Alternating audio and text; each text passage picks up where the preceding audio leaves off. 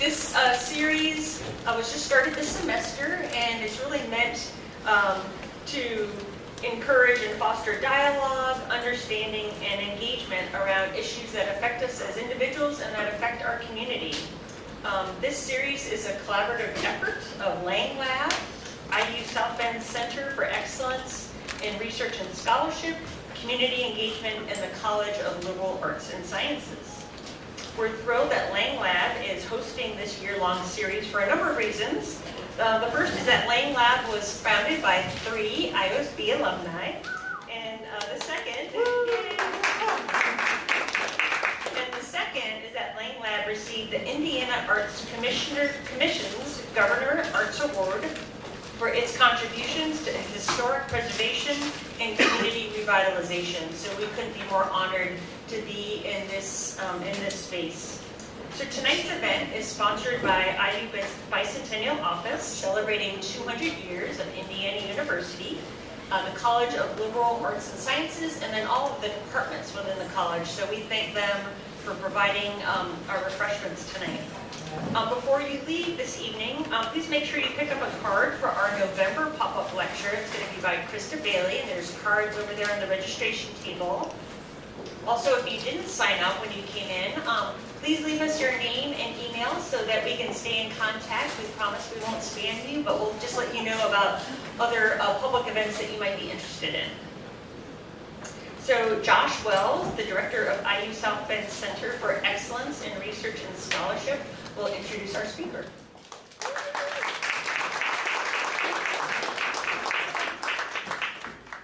Good evening, everybody. This will be super quick because you're not here to see me. But I do want to tell you about the wonderful person you're about to hear. Elizabeth Bennion, many of you probably know as the host of Politically Speaking on WNIT. But of course, she's also an extremely accomplished political scientist. She's authored or co-authored 2 books, at least 14 book chapters and 14 articles. She is on our campus the director of our local chapter of the American Democracy Project, where she facilitates, hosts, and moderates quite a wide variety of political debates for years now, including, what, just 2 nights ago, Elizabeth? Yeah, so how she gets it all done, I have absolutely no idea, quite frankly. And because of this, of course, she's extremely popular on our campus. So popular, in fact, that our campus newspaper, I just discovered, has its own tag for her on their website. But nevertheless, she's also won over 20 teaching awards, including twice the Barbara Birch Award for Faculty Leadership and Civic Engagement. That's you've probably never heard of it before. I have, because I'm not a political scientist. But it's one of the most prestigious teaching awards in political science. She's the only person to ever win it twice. So, I mean, with all of that, you're in for a very engaging show tonight. I know I'm excited to hear it.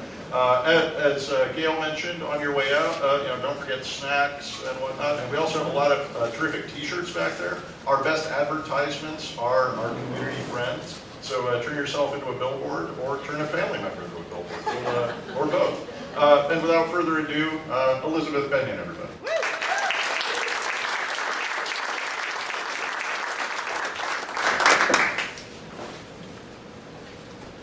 All right, thank you very much, Josh, and thank you everybody for coming this evening.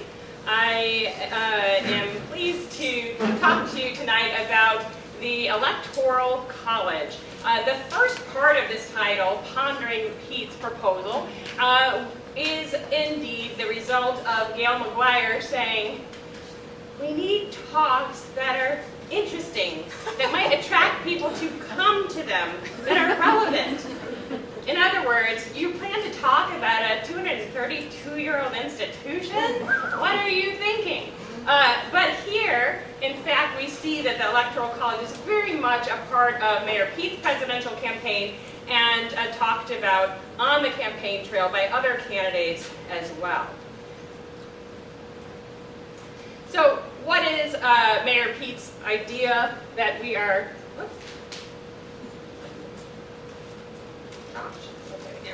There we go. That we are pondering this evening? Well, he was asked what his big idea is by NBC News, and he said, "My big idea is to strengthen American democracy through better voting and representation for all." And so what does strengthening democracy look like? Well, making it easier to vote, making it easier to register, making sure that all votes count equally, for example, by making DC and Puerto Rico states, and getting rid of the Electoral College. According to Mayor Pete, he says, when we elect our national leader, we're picking a leader for us all, and this should be a nonpartisan issue. He claims that most Republicans, in fact, supported getting rid of the Electoral College until it, in his words, overruled the American people and installed Donald Trump. So what did President Trump, then citizen Trump, think about the Electoral College before 2016? We know what he thought on election night 2012 because he tweeted about it. And so this was a time when it looked like Mitt Romney might in fact win the popular vote and lose the election in the Electoral College. So Trump tweeted, "The phony Electoral College made a laughingstock out of our nation. The loser won. This election is a total sham and a travesty. We are not a democracy. He lost the popular vote by a lot and won the election. We should have a revolution in this country, and more votes equals a loss. Revolution." Okay? So ultimately, Obama's popular vote total did exceed that of Mitt Romney, and he won both in the Electoral College and in the popular vote. But these are mostly deleted tweets now, but it was clear that both Republicans and Democrats were upset about the Electoral College, and often how upset one is depends on whether or not they like the result that comes when the popular vote is overridden by the college. So is Mayor Pete right? Should we abolish this institution? This evening what we'll do is we will quickly review a little bit of the basic concepts, Electoral College 101 I'm calling it, talk very briefly about how the Electoral College affects campaign strategy, look at the arguments for keeping the college that are commonly made, and then the arguments for reform, and finally, hopefully we'll be able to discuss some of the options for reform for those who would like to see a change. So, Electoral College 101, we'll look at what is the college, what are the members called, who are they, how many members are in the college, how is the number decided for each state, how many electors does it take to win the election, and what happens if no candidate gets a majority. It's important to understand how the college works to talk about possible reforms. So, what is the Electoral College? Anybody?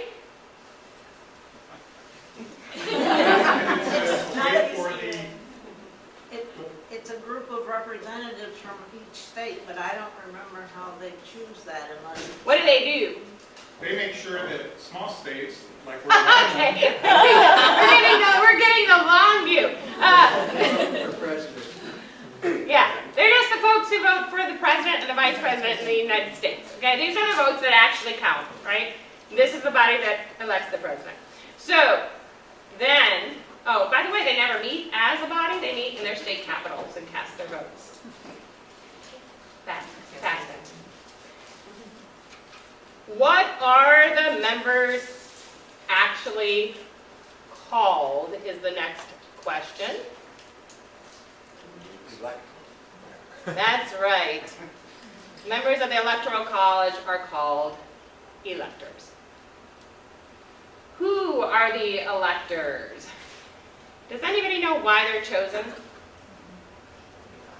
Two for each state and one for each house representative. Well, that's getting at the number, but each party actually has its own slate of electors. So there's not really one electoral college. There are many possible, usually just two, but sometimes three if the Libertarians would put a slate together. So you have a Democratic slate ready to go. You have a Republican slate ready to go in each state based on that state's outcome in the election. Okay? Federal officials are prohibited, so you're not going to see members of Congress be part of the Electoral College or a member of the cabinet, for example.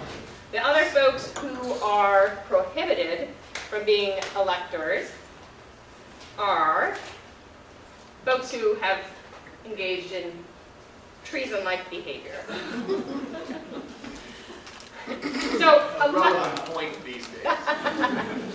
so electors are actually chosen for their party loyalty.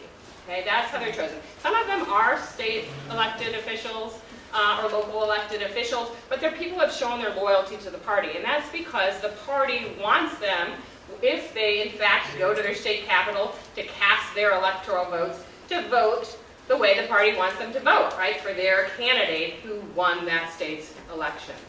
And so the issue, though, of pledging them, as many states like Indiana do, is that that's not really the point of having an electoral college. The electoral college was designed in large part to protect against the mass public.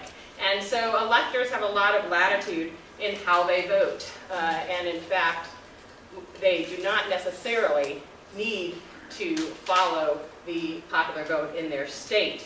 However, what often happens is that this never makes its way all the way up to the Supreme Court. In reality, we haven't seen very many faithless electors. There was a campaign to try to generate faithless electors after 2016, when a group of Hollywood celebrities reached out to Republican electors, arguing that they should do their patriotic duty, not vote for Hillary Clinton, but vote for some other Republican in order to do their job, as they said, and save the country from Donald Trump. This was not successful. Ultimately, Clinton lost 5 of her pledged electors, and Trump only had 2 defectors. And we do know that 20 people called a hotline for free legal services to figure out what would happen to them. 2 people publicly announced they would defect, but then resigned. So there was a lot of behind-the-scenes pressures coming from all angles for those electors. To date, faithless electors have not actually changed the outcome of the election.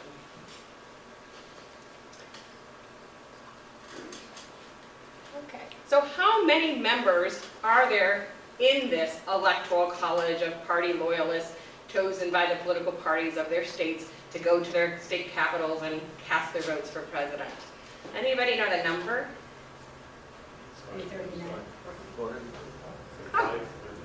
538. Oh, that's a good guess, though. Okay, so there are 538 members of the Electoral College, and somebody said 535. So 435, that number may look familiar. It's the number of representatives in the U.S. House. Yeah.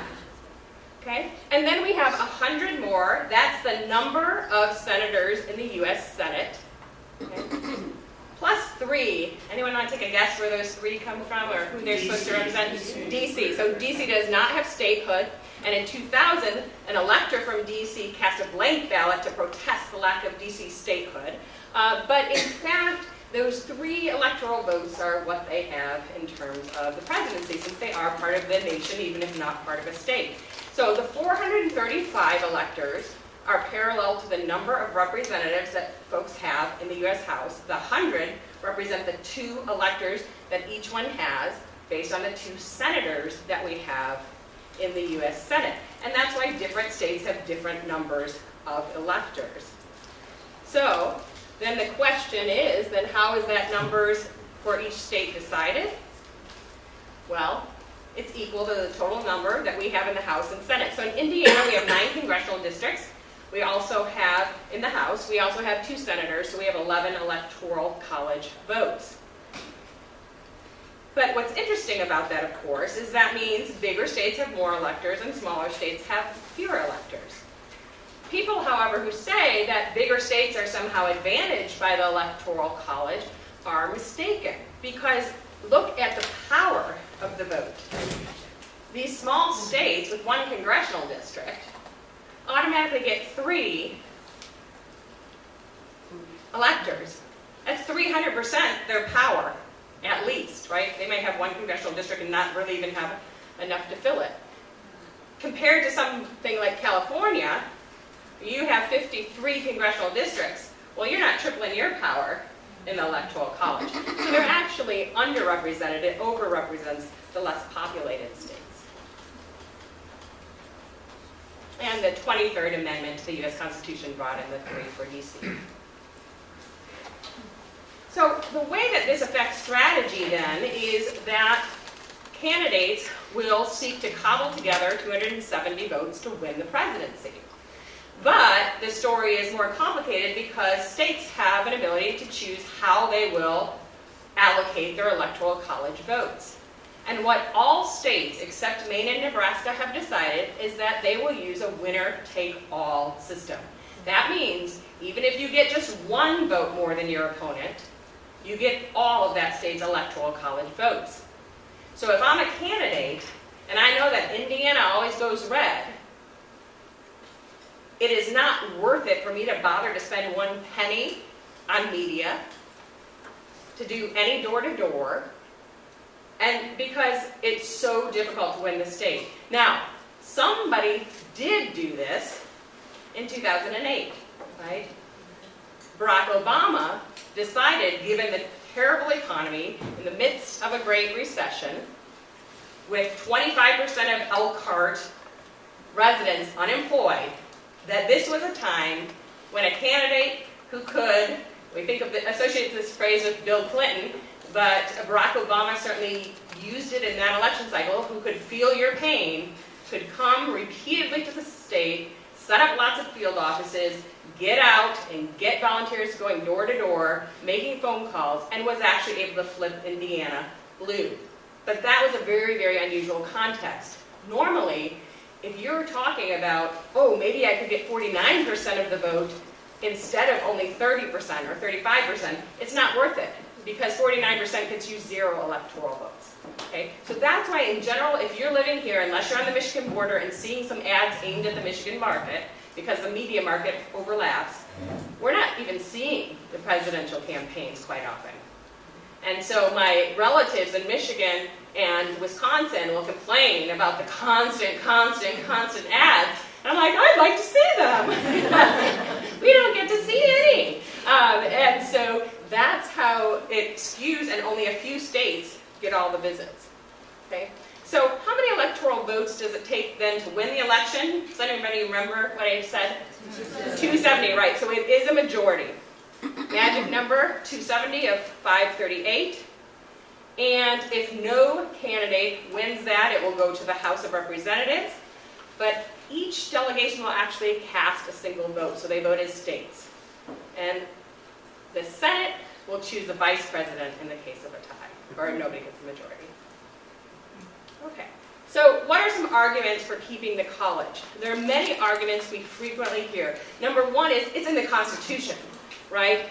A document written in 1787, ratified in 1788. We can see that this is a venerated document in our country. We're a constitutional democracy. Many people have the idea, if it ain't broke, don't fix it. And a few bleeps here and there, and oh well, let's keep it. We can't monkey with it, right? It's in the Constitution. The framers wanted it. It must be good for us.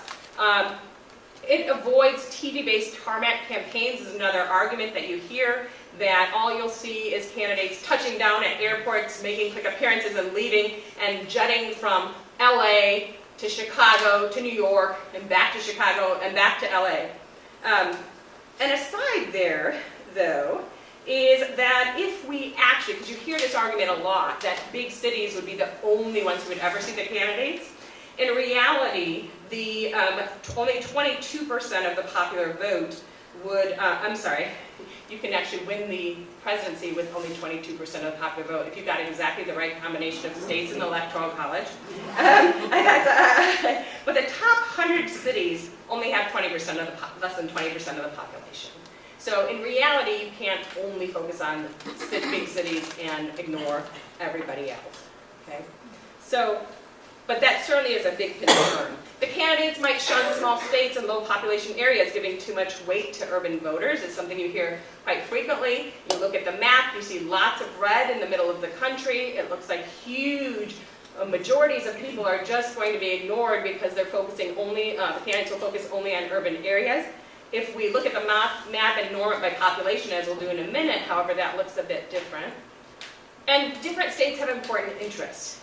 Now this one perhaps is the most compelling argument for many people, because if you think about the way our Constitution was created, we went from this Articles of Confederation with a loose confederation of states. They were willing to give up some power, but in exchange they wanted to protect a lot of their states' powers. And so this idea of state identity has been important historically for us, and this idea that the Electoral College balances between population and representation as for states as states. And then finally, there is an idea that it would ensure broad support, and because it's thought to magnify the margin of victory because of that winner-take-all system, it gives perceived legitimacy when you have lots of red or lots of blue on the map and a decisive win of a small number that everybody can count and see who got more than 270. So there is this argument as well historically of why it would be important to keep. And then finally, the one that you hear a lot after 2000 and the craziness in Florida with the butterfly ballots and the hanging chads and the swinging chads and the pregnant chads was just, it avoids a national recount. Okay? So those are the arguments. Do they, in fact, hold up under scrutiny? So argument one, the Electoral College is in the U.S. Constitution. That is true, but like much in the U.S. Constitution, there was no principled or coherent design. It was a political compromise. Think, for example, of the 3/5 compromise, where slaves would count as 3/5 for property and taxation, and also for population in terms of how many members in the House each state would get, right? This was not in any way, can you put this in a philosophical sense, an ethical sense, a moral sense to make sense, right? It was a political compromise. Similarly with the Electoral College. It was a way to avoid what they called legislative intrigue, which basically means if you had your Congress actually voting for your president, what kinds of bribery and what kind of, misdeeds might happen as people try to jockey for the position. You also were trying to create a system of separation of powers, checks and balances. How do you do that when one branch actually can pick who will serve and lead the next branch?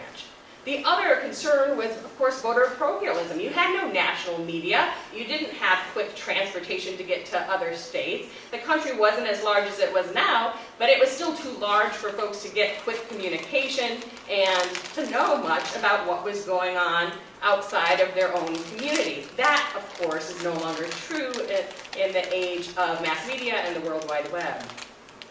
Avoiding a powerful executive with electoral legitimacy was another concern. They wanted, under the Constitution, to have legislative supremacy, to keep the, unlike Alexander Hamilton, who's like a life term, yes. Most of the folks were really nervous. They didn't want another King George, and they did not want a dictator. They wanted a president who would be accountable to the people, but they also wanted one with restrained power. So they were nervous about having this popular base for the president. Could there be somebody who emerges too powerful? That also seems a bit dated now if we think about the actual role the president plays. If we think recently, for example, about Trump's ability to make a unilateral decision to withdraw troops from northern Syria, to cut back environmental regulations, to decide who becomes citizen or not when serving in the military, who can and cannot serve in the military, who can and cannot apply for asylum. The president has a lot of power these days. Okay. And of course, this is much too long for us to get into now, but when you talk about states' rights in the history of the U.S., much of it has to do with protecting slave interests as well. So do these considerations and other considerations of the time apply today, right? The anti-democratic origins are clear. It's a fear of the masses who could not make a responsible choice of such an important leader. That when the Constitution was adopted, remember that senators, U.S. senators, were also not elected by the people, but by the state legislatures. Of course, that hasn't been true since 1913. The history of the country has been opening up the franchise to women, to people of color, etc., but also changing so that the Senate is directly elected. And so this would be another change in keeping with that greater trust of the mass public. Also, some of the logistic reasons for the college no longer exist, as you can see up there on the overhead. Okay, we can travel, we have mass media, mass community, national parties, etc. And we're not creating a new government and having to juggle all the different responsibilities. So the TV tarmac campaigns, that really sounds persuasive when you first hear it. One of the problems, though, is that non-competitive states, large and small, are basically ignored anyway. So this concern of being flown over, if you live in Indiana, except for 2008, I've been here since 1999, and you hardly ever even see a candidate, right? Indeed, if we look at 2016, 2/3 of the general election campaign visits were in just 6 states. 94% of the events were in 12 states. And 11 of the states were seen as battlegrounds. This validates the statement by former presidential candidate Governor Scott Walker of Wisconsin, who said, "The nation as a whole is not going to elect the next president. 12 states are." So this is what the Electoral College looked like last time around. And generally, many of these states, like Indiana, are coded red or blue by the candidates, which means skip over me. Some others, Michigan sometimes, Ohio, Florida, Pennsylvania last time, though not always, are seen as swing states that get all the visits. And of course, your early caucus states, like Iowa, where you can see Mayor Pete recently got a 13% bump on the poll by having more field offices than any other candidate there and putting sort of all of his energy there. They get a lot of attention too. So what about this concern, again, that candidates will shun the small states? Well, again, if you're a safe state, it doesn't matter if you're big or small, you're pretty much getting ignored. So what about the argument that the states have important interests worth representing? I guess the question there is, do they? What are these interests? Right? Do they embody coherent, unified interests and communities? We like to think of ourselves as nutmeggers or Michiganders or Hoosiers, right? But what do they mean? Do we generally identify as members of a state, citizens of a state, right? Citizens of the United States? Should the president advocate for special interests? And do small states, even as a group, have common interests to protect?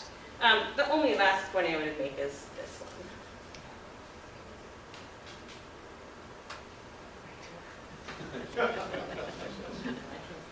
Oh, sorry. How has the whole states' right thing argument worked out in the past in terms of civil rights in particular? So there may be, and that is a legitimate question and conversation to have, but certainly one that leaves us scratching our heads to think about what that would be that would override the importance of a one-person, one-vote rule. So who wants a national recount? Now that seemed very persuasive after 2000. Nobody would want a national recount. My question, though, is why would a national recount be needed? The argument is if it's not just one state, then you're going to have to recount every single thing. But that's not the way that recounts work now, is it? States and counties already have precincts, they already have specific jurisdictions. You recount the specific votes where there is some reason to believe that it's too close to call, or there's some reason to believe there has been some kind of tampering or miscount, right? We don't go and count, for example, the whole state of Indiana because one county in South Bend had a problem and decided that they didn't want to count ballots that were cast after 6 p.m. even though they were really cast ahead of time. And, well, okay, that's they weren't going to open them. Anyway, we have had a few recent problems of our own lately, locally, but those are addressed very much at that specific precinct or county level, and presumably that would be the case here as well. So what are the arguments for reform? Well, certainly the biggest one, one of the arguments is the unintended consequences of the college that we've seen for the presidential campaigns. We wanted it, or defenders argue that it's going to make the candidates pay attention to all of us more instead of just a few places. But in fact, we see that candidates ignore most of the country. It weakens incentives for voter participation in non-competitive states. I am sometimes skeptical when I have folks, for example, in 2000, I had students after the election say, well, I didn't vote because of that electoral college thing, my vote didn't count. And I want to say, did you know about the electoral college before it, or is that your proposed excuse? But it is true that many people, if they live in a state where they know what the result will be, they say, who cares? And I say, well, you have a lot of other races on that ballot, right? In a presidential election year, you've got governor, you've got U.S. Senate sometimes, you've got your state house, and you've got so many races, right? Your county races, but people do vote at the highest rates for president, okay? And so that can weaken turnout. It weakens incentives for party building in these states because why bother? It fails to educate voters who aren't hearing from the campaigns and being part of the campaigns, and ultimately it hasn't produced a consensus candidate, right? Do the candidates really make appeals to all voters? If we think about Trump's winning strategy for election, he appealed to a very specific group of voters, not to all voters. Did not necessarily have broad geographic support, did not receive broad social support, right? He lost by more than 3 million votes, did not receive a mandate to govern, losing the popular vote. And it doesn't encourage moderation in candidates, right? And so all these things the college is supposed to bring us, in fact, we are not seeing come to pass, okay? And with a 41.6% approval rate, you can see we're not generating mass approval for the president by using the Electoral College. So the biggest argument, though, that Mayor Pete or others have who oppose the Electoral College and would like to change or abolish it is this argument of political equality. Clearly, it violates the idea of one person, one vote. So if we think about the U.S. Census of 2010, which will be coming up soon in 2020, be sure to fill out your census forms. It makes all kinds of difference for what resources we get here in this community. End PSA. So an average of 711,000 people, right, is represented by each representative in the U.S. House. But we don't actually see that it's one person, one vote when it comes to the presidency. In California, for example, one electoral college vote for 719,219 people. In Vermont, one electoral college vote, 207,987. So 207,000 for one vote versus in California, almost 720,000 for one single vote. So you can see that in California, your vote mathematically counts a lot less than somebody in Vermont in terms of your power to elect the president. So it does violate the one person, one vote standard by overrepresenting voters in small states. Also, statewide ballots cast for the losing candidate, of course, don't count. And perversely, people in states with lower turnout will have more influence than those in states with higher turnout, right? If you want your vote to count more, depress turnout in your state because you already know how many votes your state gets. So if you want to have an outside portion, you have an incentive to depress rather than increase turnout. And finally, of course, the candidate with the most nationwide votes can lose the election, as happened with Al Gore in 2000, where he won by roughly 350,000 votes, or Hillary Clinton in 2016, winning by roughly 2.9 million.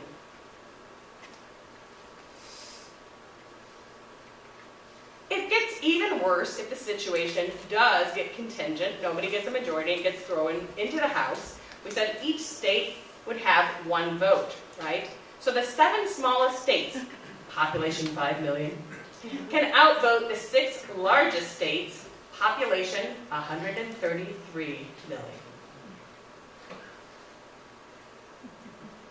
So will the Electoral College be abolished? Frankly, it seems unlikely.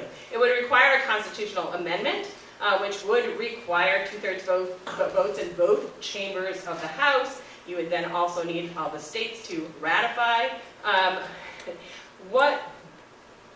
There was no popular uprising after 2000 or 2016, not big enough to make this change. And partisanship may get in the way. note the way that people change their opinion once they think that the college is benefiting their own state. When you look at the college, it looks as if most of the nation is red, and then you just have the left coast and the right coast, and then that other coast, right? But when you adjust for population, it looks quite different. Josh, where do we put that? It was way earlier. It's super cool. Oh. Yeah. It's a Right. histogram. Yeah.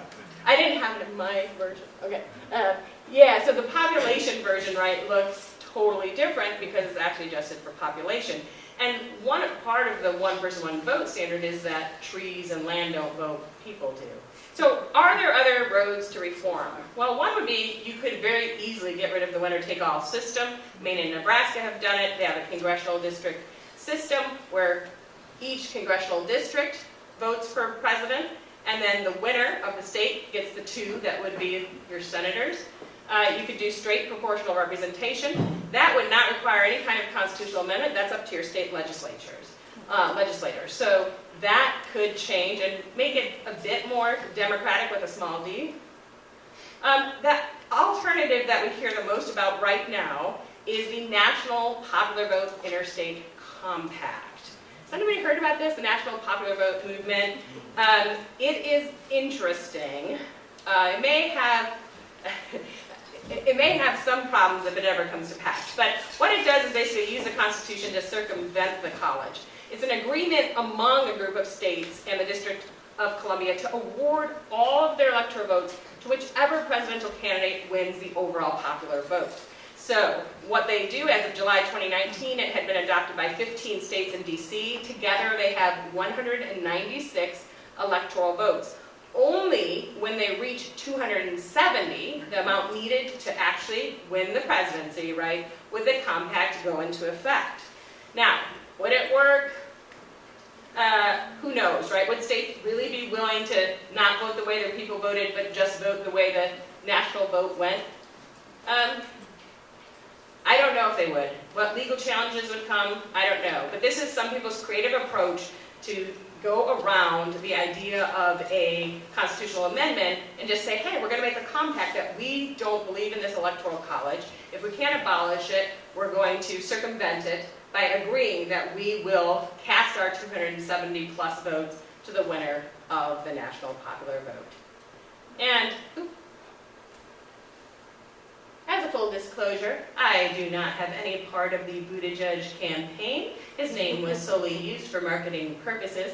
I have, in fact, moderated his primary forums and general election forums and hosted him in his office and in the WNIT studio with other mayors and by himself. But that is the extent of my relationship with him. Questions?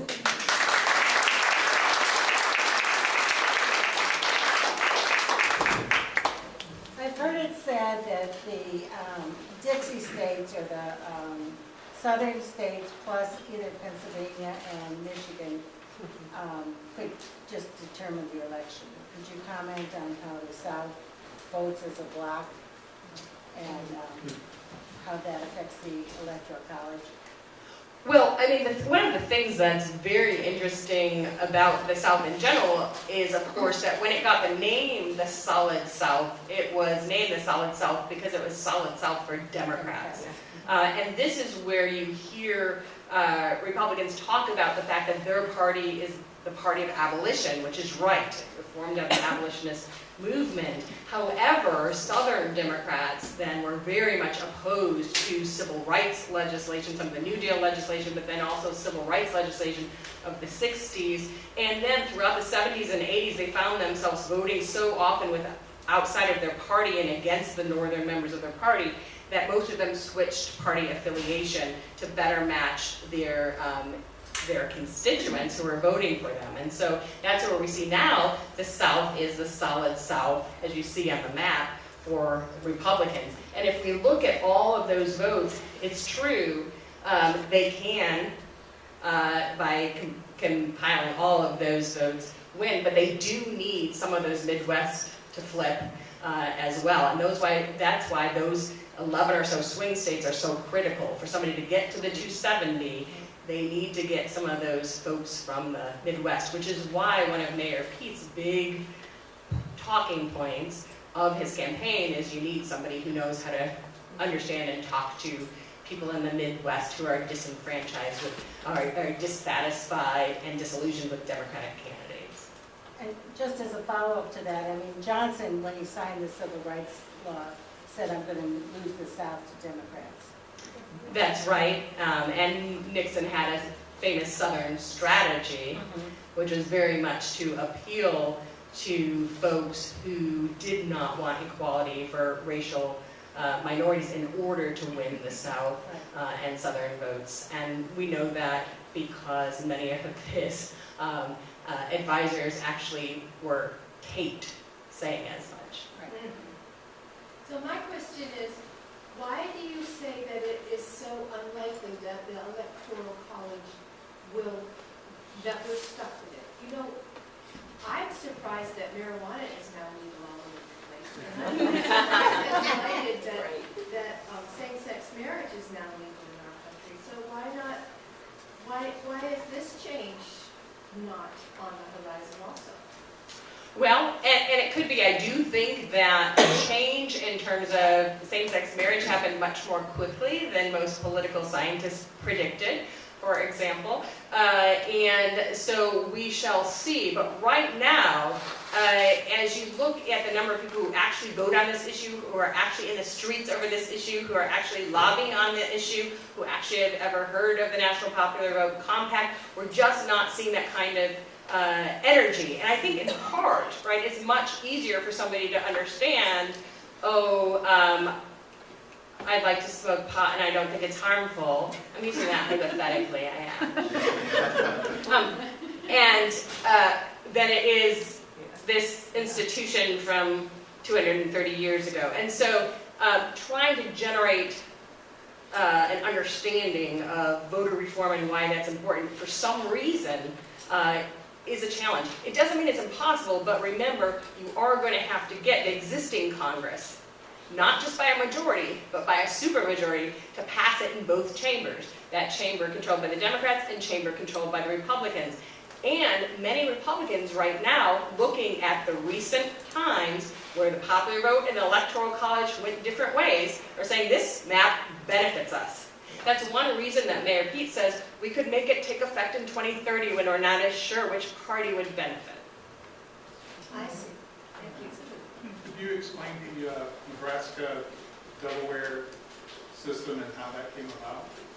Yeah, so Maine and Nebraska, their state legislators and their people decided that they would like to be a little bit more representative in the way that they allocate their electors, and they're perfectly entitled to do that. And that's why people could even do like the compact if they wanted to, because each state determines how to allocate those electors. And so what we have in those situations is a congressional district system.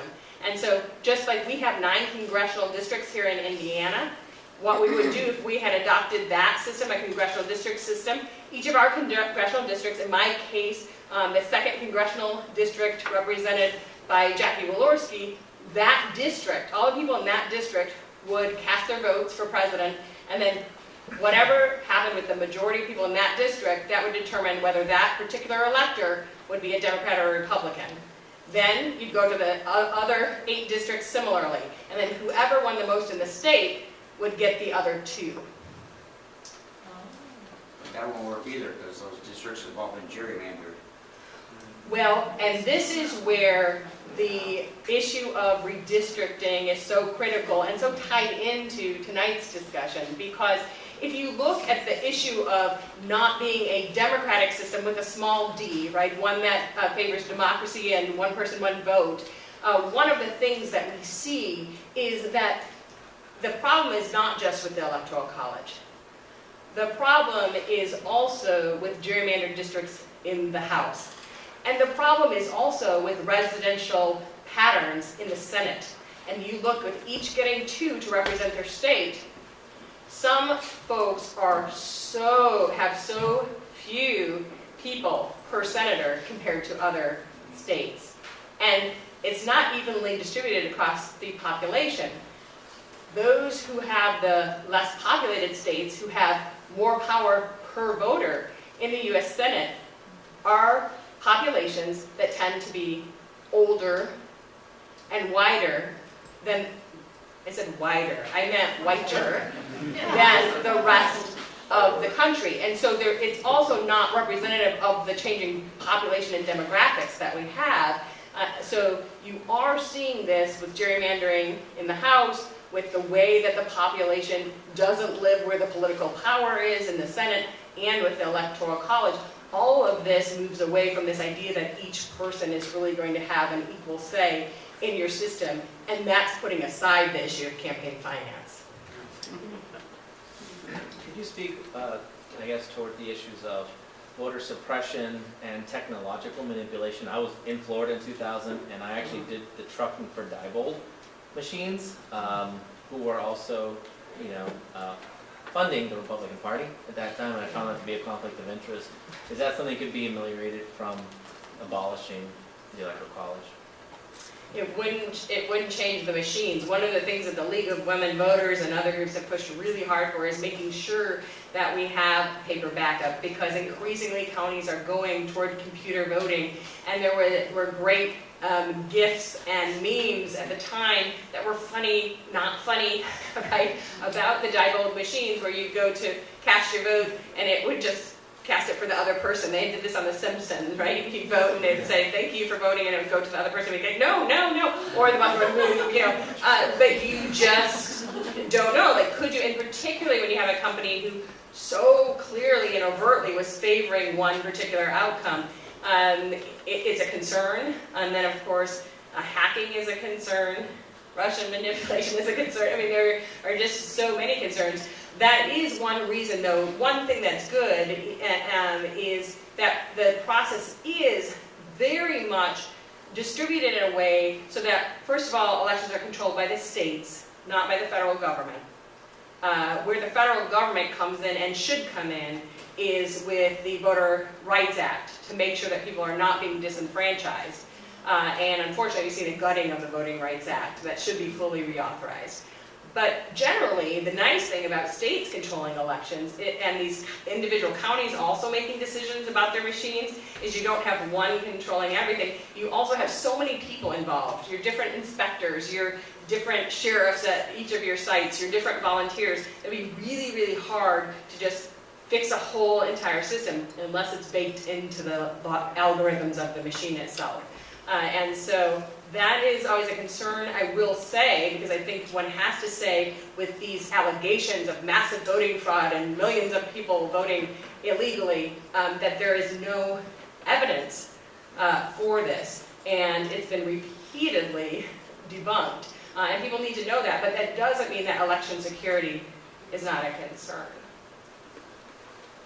Yes.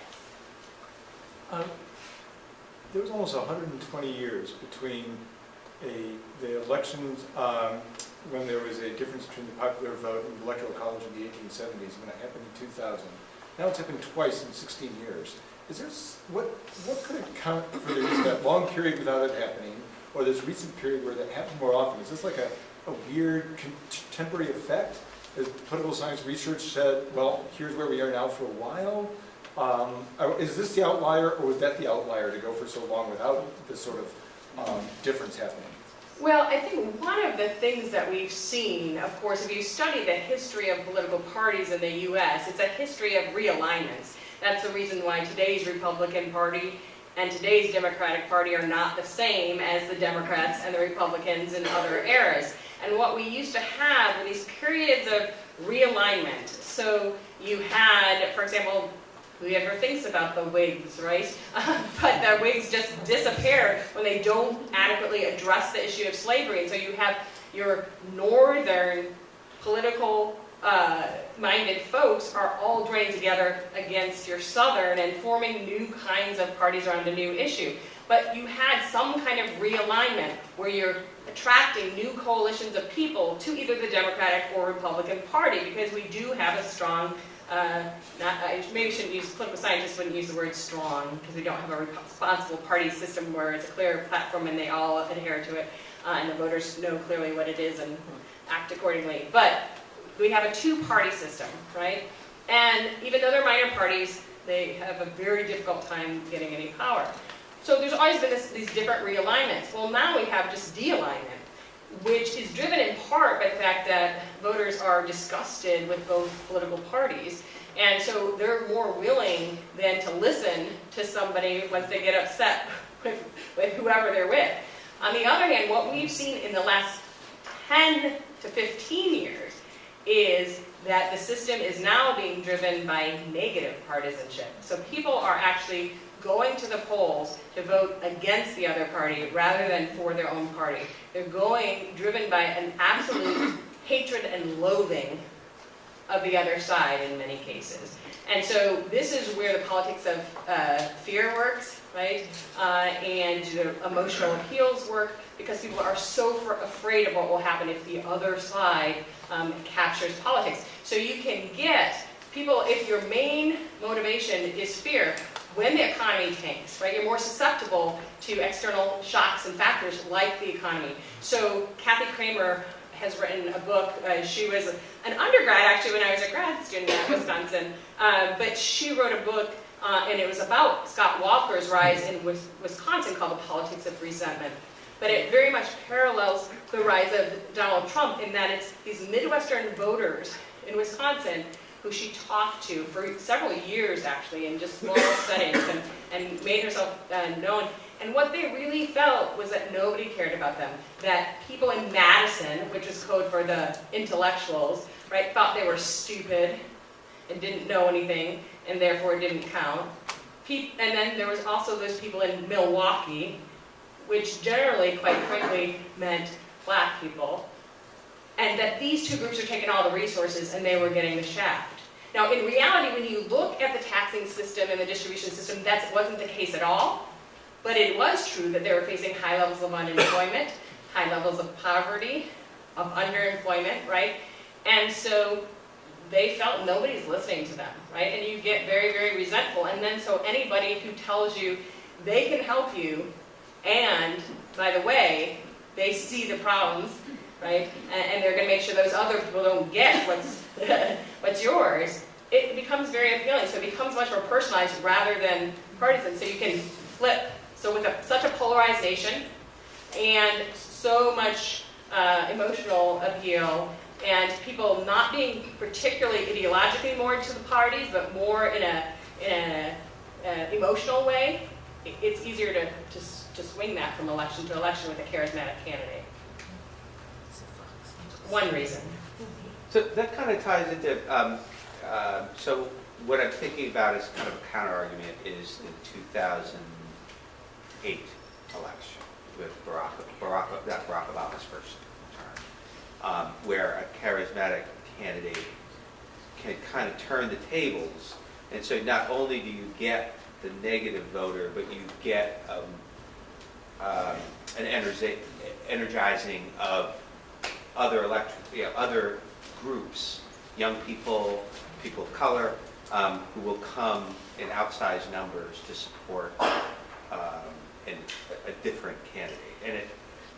So that's kind of what motivates me about Pete's campaign. You know, I mean, I love Mayor Pete. And what I see in that is a potential to motivate groups to appear in outsized numbers. Well, and we saw that in certainly in the last congressional election as well. And so it's still an appeal to emotion, but instead of an appeal to fear, it's an appeal to hope, right? And so there is this other way of doing politics. You're still going to have to move people and make them feel like they like you, as you said, right? And they think that you can bring change, but also that you make them feel good, right? And that is one thing, you're right, that you hear people say frequently about Mayor Pete. As you hear them in Iowa, for example, they're saying, like, oh, I just feel good after I hear him talk, or it makes me feel more comfortable, like things aren't falling apart, or it's interesting that language is there, as it certainly was with Obama's message of hope and change. And McCain knew that Obama had the winning message, and we know that because we remember when he brought Sarah Palin on, one of the things that happened is he changed his theme from experience to experience for change. But it had been too late because Obama had already kind of captured that message. I've been sent to rescue you. And I think if there's anyone in here who is at least need of rescuing, it's Elizabeth. Nevertheless. Thank you so much.